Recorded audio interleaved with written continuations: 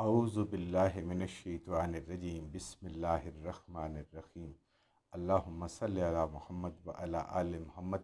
اللہ جل شانہ کو بے حساب کرم احسان اس ذات کا کہ جس نے ایک دفعہ پھر قرآن مجید سمجھنے کے لیے یہاں پہ ہمیں اکٹھا کر دیا۔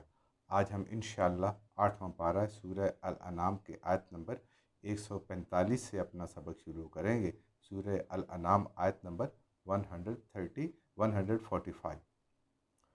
اعوذ باللہ من الشیطان الرجیم بسم اللہ الرحمن الرحیم قل لا اجد ما فی ما اوحی الی محرما علی طعام یطعمہ الا ان یکون میتاتا او دما مسفوحا او لحم خنزیر فانہ رجس او فسق اہل لغیر اللہ بہ فمن اضطر غیر باغ ولا عاد فإن ربک غفور رحیم۔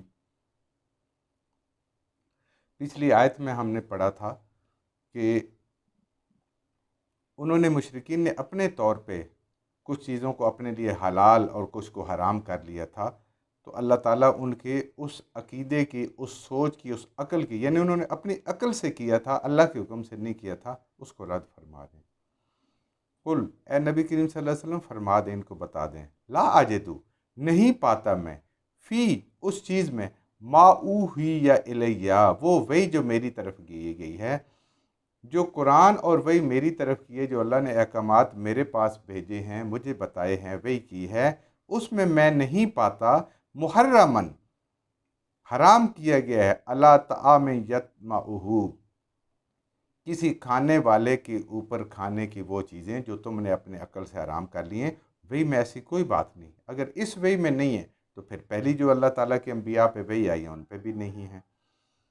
ہاں، کون سی حرام ہے؟ اللہ، سوائے اس کے این یکون میتاتن، کہ مردار ہو، مردار اللہ نے حرام کرا دیا، اور دمن مسفوحن، بہتا ہوا خون، رکا ہوا نہیں، جو گوشت کے ساتھ تھوڑا سا رہ جاتا ہے یا ہڈیوں کے اندر کچھ رہ جاتا ہے، وہ نہیں، جو بہہ رہا ہو۔ جب انسان ذبح کرتا ہے جانور کو تو جو خون تیزی سے بہتا ہے، اللہ نے اس کو حرام کیا ہے۔ اور لحم خنزیر، لحم گوشت، خنزیر خنزیر کا گوشت، سور کا گوشت، فإنہ رجس، خالی منع نہیں، یہ منع تو ہے، حرام بھی ہے، لیکن یہ بہت ناپاک ہے، دیکھنے میں بھی، استعمال میں بھی، ہر چیز میں۔ رجس کہتے ہیں جو حصی اور معنوی دونوں حساب سے گندی ہے، دیکھ کے بھی کراہت آتی ہو، اتنی اس سے نفرت کرو۔ اور فسقن، یا یہ فسق ہے، اس کا کھانا اللہ کی نافرمانی ہے، سخت نافرمانی۔ اہل لغیر اللہ بہ، یا غیر اللہ کے نام کا ذبح کیا ہوگا، اللہ کا نام نہ لیا ہو ذبح کرتے وقت، یا اللہ کا نام بھی بے شک لیا ہو لیکن خوشنودی کسی اور کی ہو، کسی اور کو بھی اس میں خوش کرنا ہو اور اللہ کو بھی خوش کرنا ہو، وہ بھی حرام ہے۔ فمن اضطر غیر باغ ولا عاد فإن ربک غفور الرحیم۔ ہاں، کسی کو اگر جان کے لالے پڑ جائیں، اس کے خطرہ ہو کہ اس کی موت واقع ہو جائے، کسی ایسی جگہ پھنس گیا ہے جہاں حرام کے علاوہ اس کو کوئی میسر نہیں ہے، تو پھر غیر باغن، وہ باغی نہ ہو دین کے قانون کا، وعادن، اور اللہ کے حکموں کا اس کے دل میں توڑنے کا بھی خیال نہ ہو، مجبوراً وہ اتنا سا استعمال کر سکتا ہے جتنا اس کو زندگی بچا سکے۔ ایک نوالے سے بچتی ہے، 2 سے بچتی ہے، 3 سے بچتی ہے، 4 سے بچتی ہے، اس کے اوپر اگر کھائے گا تو پھر گناہ گار ہو جائے گا۔ تو اس وقت تک وہ کھا سکتا ہے جب تک کہ اس کو حلال میسر نہیں ہے، لیکن اس کو خوش ہو کر رغبت سے اور پیٹ بھر کے نہیں کھانا، جتنی ضرورت ہے کہ جان بچ جائے، اور دل میں یہ رکھ کے کہ یہ اللہ نے مجھے اجازت دی ہوئی ہے، ورنہ میں اس کو حرام سمجھتا ہوں، میں اس کو غلط سمجھتا ہوں۔ اللہ تعالیٰ بخشنے والا، رحم کرنے والا ہے۔ تو اللہ تعالیٰ بخشنے والا بھی ہے اور رحم کرنے والا بھی ہے، اور دلوں کے حال بھی جاننے والا ہے کہ کس بندے نے کس طریقے سے کسی چیز کو استعمال کیا۔ وَعَلَى الَّذِينَ هَادُوا، اور وہ لوگ جو اپنے آپ کو یہودی کہتے ہیں، وہ لوگ جو یہودی ہوئے، حرمنا، حرام کیا ہم نے، اللہ نے کیا، کل ذی ظفر، ہر وہ جانور جو ناخن والا ہے۔ کیسا؟ جیسے خرگوش کا پنجہ ہوتا ہے، جیسے اونٹ کا ایک جیسا ہوتا ہے، بطخ کے جڑے ہوتے ہیں، مرغی کے الگ الگ ہوتے ہیں، جو جڑے ہوئے جن کے پنجے ہیں یا جن کے پاؤں ہیں، اللہ نے ان پہ اوپر حرام کر دیے۔ من البقری اور گائے والغنمی اور بکری حرمنا علیہم شہومہما اور ان کے اوپر جو چربی اللہ نے وہ ان پہ اوپر حرام کر دی. چربی نہیں کھا سکتے, گوشت ہڈیوں کے استعمال کر سکتے ہیں. الا ما حملت ظہورہما, ہاں اس چربی کو استعمال کر سکتے ہیں جو ان کی پیٹھ کے اوپر ہے, جیسے دمبے ہوتے ہیں ان کے پیچھے لاٹ چکی لٹک رہی ہوتی ہے, یا ان پہ ویسے چربی زیادہ ہوتی ہے جو پیٹھ کے اوپر ہے, اس کو کر سکتے ہیں. اول ہوا یا ان کی انتڑیوں کے ساتھ ہے, او مختلط بعظم, یا جو ہڈیوں کے ساتھ گھل مل گئی ہے کہ ان کو الگ نہیں کیا جا سکتا, یہ حلال ہے, باقی ساری حرام ہے. یہ کیوں حرام ہے؟ ذالک جزیناہم ببغیہم, یہ اللہ تعالیٰ نے ان کو بطور سزا دی ہے کہ ان کی سرکشی کی وجہ سے, اللہ کے حکموں کی نافرمانی کی وجہ سے. ویسے نہیں ہے یہ حرام, لیکن ان کو بطور سزا یہ حرام ان کے لیے کی گئی ہے. ان لصادقون, اور بے شک ہم سچے ہیں, اللہ کی ذات سچی ہے. اللہ نے جو حکم دیا وہ حقیقت پر اور حکمت پر مبنی ہے. اللہ کی بات سچی بات ہے.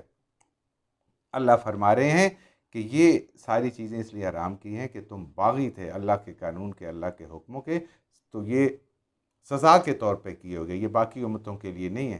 ایک ان کا وہ بھی رد کر دیا گیا یہاں پہ کہ وہ اللہ کے بڑے لاڈلے ہیں, جو اللہ کا لاڈلا ہوتا ہے اس کو سزا نہیں ملتی. ان کو دنیا میں اور سزائیں میں ملی اور ایک یہ سزا بھی ملی, اور بے شک اللہ کی بات سچی بات. فَإِن كَذَّبُوكَ, پس اگر اے نبی کریم صلی اللہ علیہ وسلم یہ آپ کو جھٹلائیں, فَقُل, تو آپ فرما دیں ان سے, ربکم, پروردگار تمہارا, ذو رحمت واسعہ, اللہ کی رحمت بڑی وسیع ہے. اگر یہ آپ کے حرام کو حلال سمجھتے ہیں اور حلال کو حرام سمجھتے ہیں جو اللہ کی طرف سے ہے, تو آپ کہیں میرے لیے اللہ کی رحمت بہت ہے. رحمت کے خزانے بڑے وسیع ہیں, اور اللہ اپنے فرما بردار بندوں کے اوپر اپنی رحمت کے خزانے اور اپنی رحمت نچھاور کرتا ہے. ولا یردو باسہ عن القوم المجرمین, اور ان کو یہ بھی بتا دیں اے اللہ کے نبی, اللہ کے حبیب صلی اللہ علیہ وآلہ وسلم, جب اللہ عذاب دینے پہ آتے ہیں, اللہ جب عذاب دیتے ہیں تو پھر اس کو کوئی ٹال نہیں سکتا. جب جرم ثابت ہو جائے اور اللہ کا عذاب آ جائے تو پھر کوئی اس کو ٹال نہیں سکتا. مخلوق کی مجال ہی نہیں ہے, اس کے بس میں بھی نہیں ہے. پیچھے بھی ہم نے پڑھا تھا کہ وہ عذاب خفیہ طور پہ آ جائے یا اللہ اعلانیہ سامنے سے آ جائے, کسی کے مجال نہیں اس کو روک سکے جب اللہ کا عذاب آ. اللہ فرما رہے ہیں یہ مجرم ہے, ثابت شدہ ہیں, یہ مجرم ہیں, ان کے اوپر ضرور آئے گا, اور مجرم کبھی بچ نہیں سکتے, اللہ کے عذاب سے کوئی بچ نہیں سکتے. سَيَقُولُ الَّذِينَ أَشْرَكُوا, ان قریب کہیں گے یہ لوگ جو شرک کرنے والے ہیں, مشرک کہیں گے جو بھی شرک کرتا ہے, وَلَوْ شَاءَ اللَّهُ مَا أَشْرَكْنَا, اگر اللہ چاہتا تو ہم شرک نہ کرتے, وَلَا آبَاؤُنَا, اور نہ ہمارے آبا و اجداد کرتے, وَلَا حَرَّمْنَا مِنْ شَيْءٍ, اور نہ ہی ہم حلال چیزوں کو حرام ٹھہراتے. كَذَلِكَ كَذَّبَ الَّذِينَ مِنْ قَبْلِهِمْ, اس سے پہلے بھی ایسی باتیں لوگوں نے کی ہیں, جو قومیں گزری ہیں انہوں نے ایسی باتیں کی ہیں. قبلہم حتی ذاقوا باسنا, لیکن ہمارا ایک ہی اصول ہے ان کے اوپر, ہمارا عذاب آیا. اللہ فرما رہے ہیں کہ جب ان کے پاس علم سے ان کو سمجھایا جا رہا ہے, علم کی دلیل دی جا رہی ہے, تو جب ان کے پاس کوئی دلیل نہیں ہے تو آخر یہ رہتے کہ یہ سب کچھ تو اللہ کروا رہا ہے, اگر اللہ نہ چاہتا تو ہم نہ کرتے. بھئی اللہ نے تو ہدایت کا راستہ دکھا دیا, اب انسان کے پاس تو شعور, عقل اور اختیار دیا ہے اور ارادہ دیا ہے.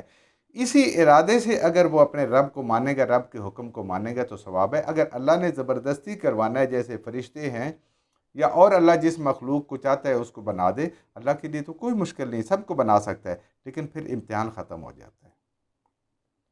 تو یہ کیا ہوتا ہے, یہ ایک دوسرے پہ الزام لگاتے ہیں. یہ ہوتا ہی ایسے ہے کہ قصور اپنا ہوتا ہے, اور انہوں نے تو بدبختوں نے بڑھ کے کسی انسان پہ الزام نہیں لگایا, انہوں نے سیدھا اللہ پہ الزام لگا دیا کہ اللہ نے ہم سے شرک کروایا, اللہ چاہتا تو ہم نہ کرتے, اللہ نے یہ حرام حلال کے سارے فیصلے ہم سے کروائے ہیں.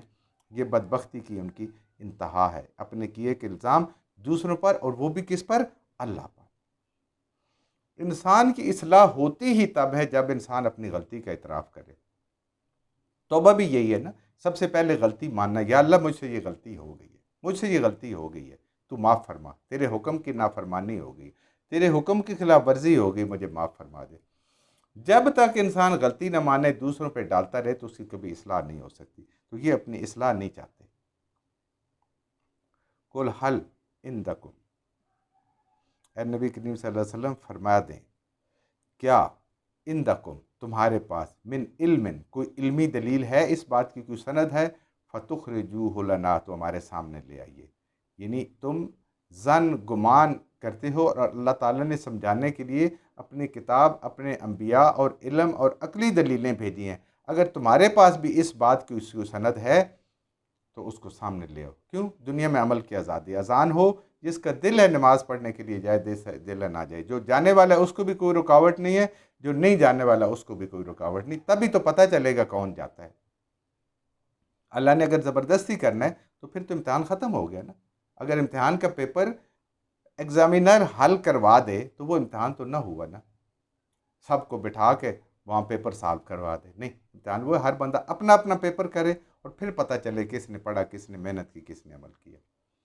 ان تتبعون الا ظنا، نہیں پیروی کرتے مگر یہ اپنے گمان کی، اپنے خیال کی. وَإِنْ أَنْتُمْ إِلَّا تَخْرُصُونَ، اور یہ اندھیرے میں تیر چلا رہے ہیں. یہ قرآن اور سنت کے مقابلے میں جو گمراہ کرنے والی چیز ہے وہ یہی چیز ہے. وہ انسان کا ظن ہے، احوا ہیں، اس کی خواہشات ہیں.